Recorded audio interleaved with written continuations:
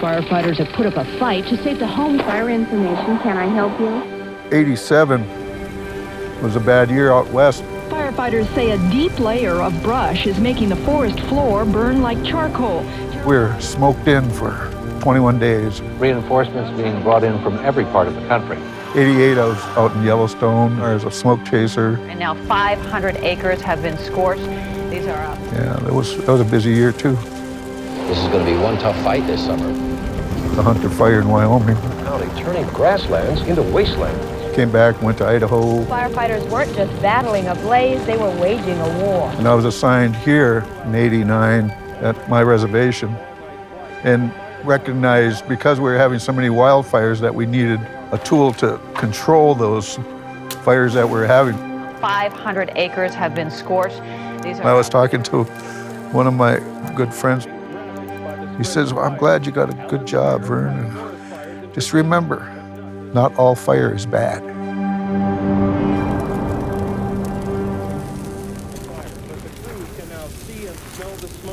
The buses stop at a staging area where the firefighters can be distracted.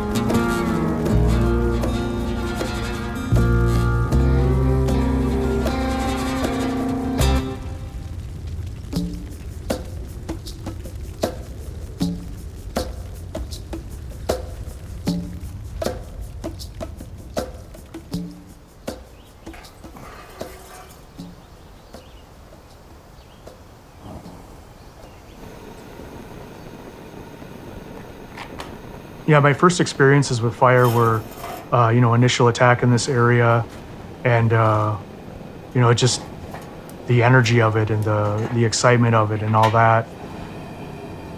And then as I got deeper into doing research with fire and seeing how people were involved with setting fire in terms of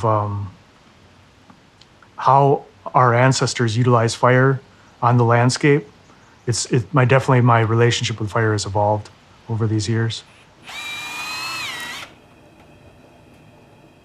People, land, and fire have interacted with one another for a really long time. Modern society, like American society, has forgotten our historical relationship with fire. And I think that indigenous communities in many cases have some pretty strong perspective or really good context for understanding how we should be interacting and stewarding place.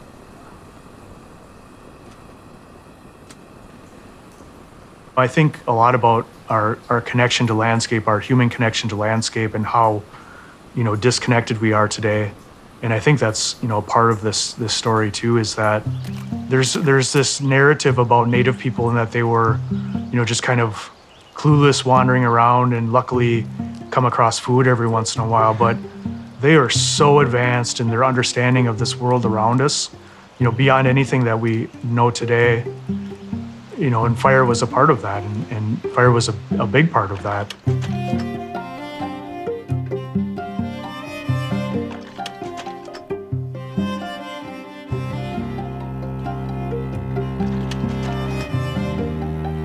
When you see, scars on stumps like this that indicate fire was present, where they're so close together that the only thing that could explain that would be a human cause, what that means is basically there was fire that was intentionally set on this landscape, and this landscape was influenced by fire, by humans.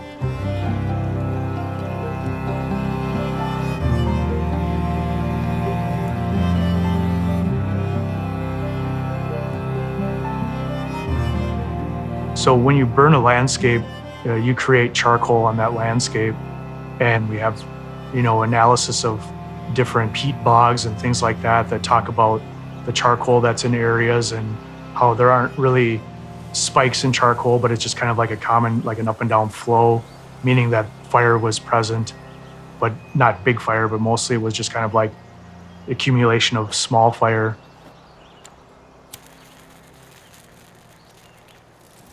Oh, there it goes, kinda. When I was a kid, I was about 5 or 6, and I remember looking to the west in the evening and seeing this glow. And there was a forest fire about 30 miles away. And it rained and you didn't see it anymore. But I remember that every evening you'd see that glow in the sky. But like you said, we had faith in the fire would do what it was supposed to do. And as I got into it, as far as learning the science of fire and how we were using it as a tool with prescribed fire, I come to respect it even more because then I understood a lot more of what we were doing.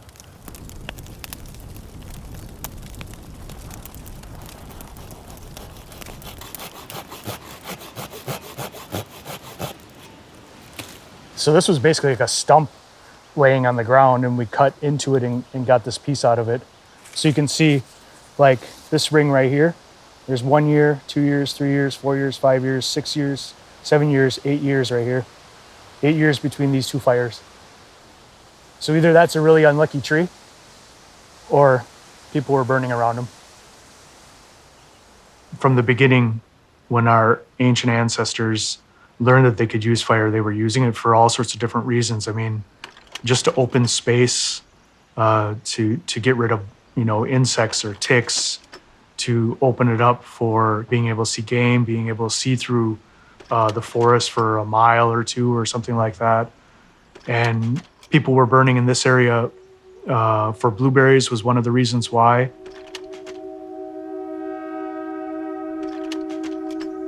There was summer of 2008 where there were firefighters that would go out in the evening hours and pick in these areas that burned in the Ham Lake fire, 2007, and they'd come back with coolers full of blueberries. And it's like, okay, this is clearly one way that people were getting by up here, both to feed themselves, but also to interact with as part of the fur trade. This blueberry patch here has been thousands of years in the making.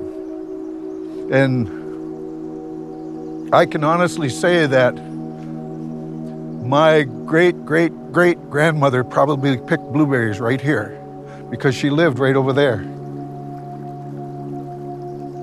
There was one elder who remembered that when he was a little boy, he would sit down in the blueberry patch and all he would see was blue. He would just see blue forever.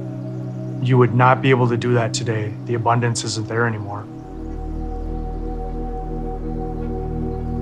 If we were to not do anything in this forest, it would start turning into a hardwood forest. So what natives did is basically pause succession by adding fire, because you kind of almost like reset it each time. You're basically like holding it in like a state of suspension.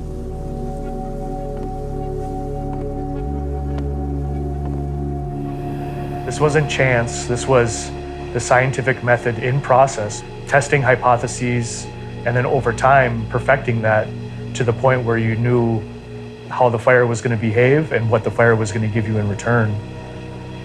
I mean, these folks weren't just, wishful thinking. It was a deliberate application of fire for specific reasons.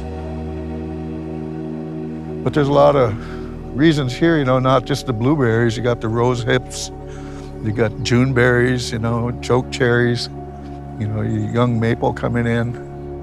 I took the, Wisconsin state species list that's associated with fire-dependent ecosystems, and then went to this Ojibwe medicine list. And every single one of those species that was listed in the state reference document was also listed in this Ojibwe medicine document. So medicines that were used for like curing stomach issues or headaches. Every single one of those was a medicine.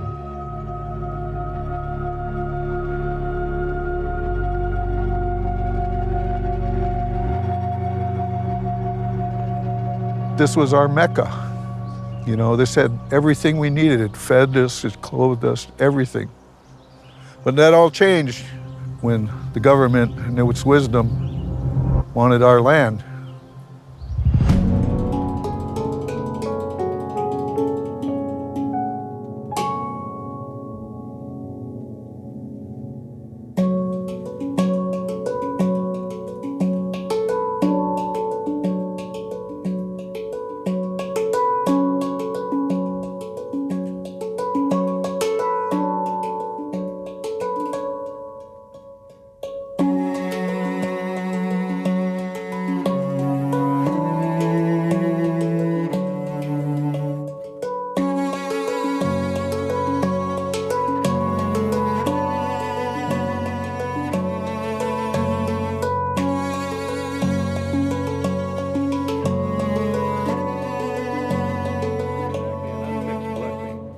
Especially in the woods.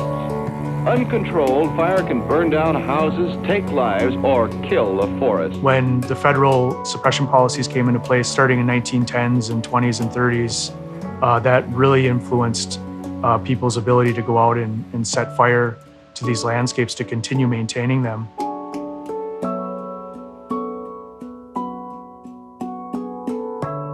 When those folks a long time ago were burning, the behaviors were minimized because they were doing it so often. So today, because we've suppressed fire for so long, we'll get more intense fires, more intense behavior. It is raging out of control. Mandatory evacuations are underway, with residents being told to leave immediately. Now, in the town of... We have so many more barriers to putting fire on the ground. There's so much land ownership differences across acreage. You have homes in forests, or you have, subdivisions or something like that in forests.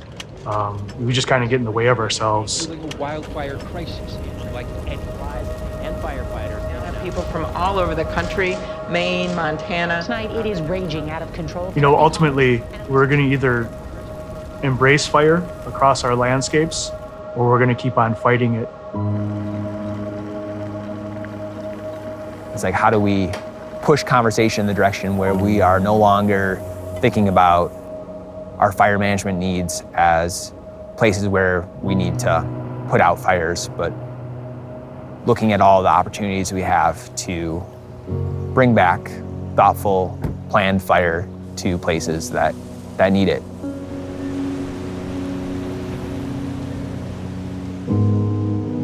With Stockton Island, it's a federal land management agency that has basically taken the traditional cultural practice of Native people and integrated it into land management. So it was a big shift going from suppression of fires to reapplication of fires on a federal agency public land. And when we actually did do the burn, we asked Vern to do the first spark of fire on that landscape. That was a good moment. That was one of the highlights of my firefighting, was to strike that spark, to bring that fire, that spirit back to that island that's been removed for so long. Our culture, our identity, our way of seeing the world is based on a burned landscape. So it isn't just about blueberries, it's really who we are is embedded in this. We don't look at it as being destructive, and it's a spirit that we respect very much. And in that respect, it helps us. It helps us to survive. We have a whole lot that we can learn. We need to create space and provide opportunities for stories to be shared about how to deal with the greatest challenge of our time, which is to live in a landscape without destroying it.